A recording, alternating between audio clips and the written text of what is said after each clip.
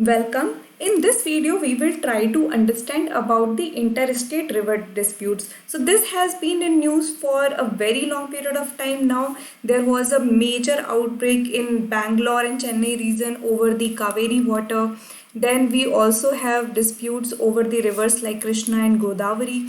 And if you remember, in 2014, the state of Andhra Pradesh was broken down into Andhra Pradesh and Telangana. And under this, there was also a panel set up to decide how to divide the river water of two rivers which are like flows through the entire Andhra Pradesh, including the Telangana. So the Godavari and Krishna were two rivers whose like how the water distribution between two states would need to be taken care of. So in this context, we will study about the interstate river water disputes. So let's begin.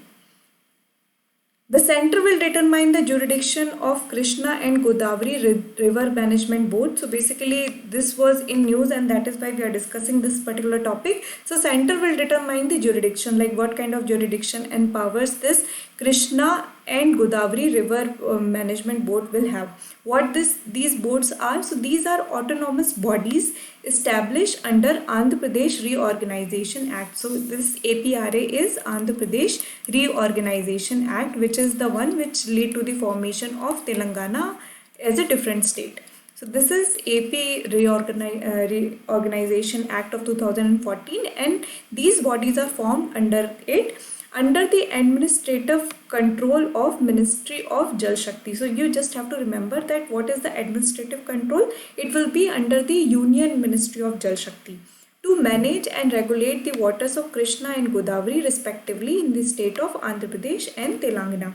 So how the Andhra Pradesh and Telangana will get the water from the river Krishna as well as Godavari, that particular thing will be taken care or would be monitored, examined and finally decided on by Krishna River Management Board as well as the Godavari River Management Board. And these board, what kind of jurisdiction they will have, that would be decided by the center. And when I say center, it is actually the Union Ministry of Jal Shakti. So this is the major idea behind why this particular topic was in news. Now let's begin and try to understand what are there in the constitution in respect to the interstate river water dispute. So article 262, just remember this article for your mains examination. You need to remember the article because if you are just writing in general and not mentioning the factual details, it will be not very good for the examiner and he will feel like the somebody who has not put more effort has given the examination. So you have to remember the articles from those perspective. So article 262 of the constitution provide for the adjudication of interstate water dispute.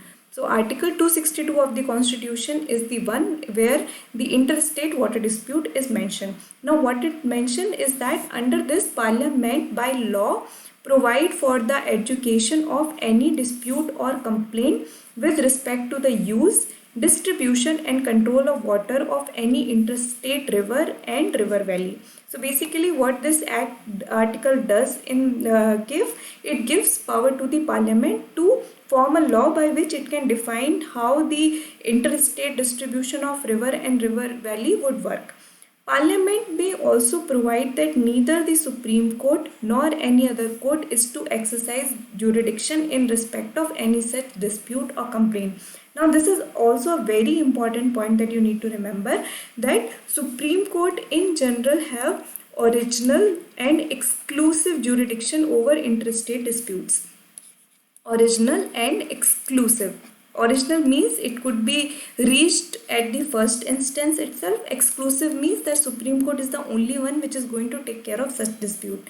So Supreme Court has original and exclusive jurisdiction in terms of the cases related to center versus state, center versus more than one state, more states, and state versus states. Such kind of is handled by Supreme Court, but specifically in Article 262 the Constitution says that Parliament, if they want, they could decide that Supreme Court should not interfere in any of the dispute related to the river water. So this is one thing that you need to remember. Now let's move forward and see what they decided in the Parliament Act. So two acts were passed in the year 1956.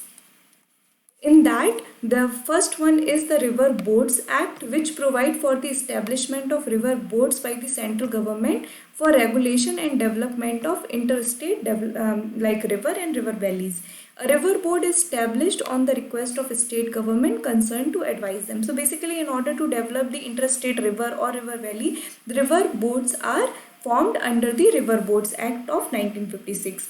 Then another act is there, which is Interstate Water Dispute Act of 1956, which empowers the central government to set up ad hoc tribunals for the adjudication of a dispute between two or more states in relation to the water of a interstate river or river valley. So under what authority the government, the central government is able to form the Krishna River Management Board or Godavari River Management Board? It gets its power from the Interstate Water Disputes Act of 1956, which empower the parliament that they can set up ad hoc tribunal which will be able to manage the dispute in terms of interstate rivers. The decision of the tribunal is final and binding on the parties of the disputes. Now, this is also very important. If you have been following news from few years, then you would have known that in the Kaveri water dispute, there was a lot of to and fro that Karnataka went to Supreme Court and Supreme Court did intervene, but government came up with the thing that by law you are not like allowed to go ahead and provide jurisdiction like judgment in case of inter state river dispute. So such kind of to and fro was there, and finally it was decided that what is decided by tribunal is final and it is binding on both of the parties. Neither the Supreme Court nor any other court is to have jurisdiction in respect of any water dispute which may be referred to such tribunal under this act. So as mentioned earlier, this particular act do bar the Supreme Court from having any jurisdiction in terms of what kind of judgment is provided by the tribunal. So these are the few things that you need to know from the Parliament Acts. Now let's move forward and try to also understand about the river which were in question. The first one is Godavari. So where is the source of Godavari? So Godavari rises from Tirambakeshwar near Nasik in Maharashtra. So remember, the source of Godavari river is Nasik. And which all are the state through which it flows? So it flows through Maharashtra, Telangana, Andhra Pradesh, Chhattisgarh and Odisha. These are the major states through which it flows, but it also flows through a smaller parts in Madhya Pradesh, Karnataka and Puducherry. So just remember this particular part as well. Now another thing that you could remember, and it is important from your exam point of view, is the tributary. So it has Pravara, Purna, Manjra, Penganga, Vardha. You can remember this is related to our Indian history, modern Indian history, also related to Vardha scheme, in which the Mahatma Gandhi talked about how the vocational education is very important. So Vardha is the tributary of Godavari. Then we have Venganga and Pranita. Now Pranita is actually the combined flow of Venganga, Penganga and Vardha. Then Indravati, Maner and Sabri. So these are important tributaries of river Godavari. Now let's move forward and also try to understand about the Krishna river. So Krishna river originates from Mahabaleshwar, Satara in Maharashtra. So the source for Krishna river is Mahabaleshwar. And what are its states through which it passes? It is Maharashtra, North Karnataka, Telangana and Andhra Pradesh. So these are the states through which Krishna river flows, and its major tributaries include Tungabhadra. In fact, this is the one of the tributary along which the Hampi, which was the major like capital of Vijayanagara Empire, was located. Then the another tributary is Malaprabha, Koyna. Koyna, if you remember, it is Koyna Dam, which is considered as one of the like it led to the earthquake, which is considered one of the anomaly, because this particular peninsular India is very stable. So earthquake was not very frequent, and hence Koyna Dam is considered to be the source of the earthquake which came in this region. Then you have Bhima, Ghatprabha, Yarla, Varna, Dindi, Musi and Dudhganga. Musi flows through Hyderabad. So these are all the tributaries of Krishna river. So these are few factual details. You might have to try to memorize them Revise them frequently, try to connect them with other topics that you have been reading. This way you will be able to memorize them in a better way.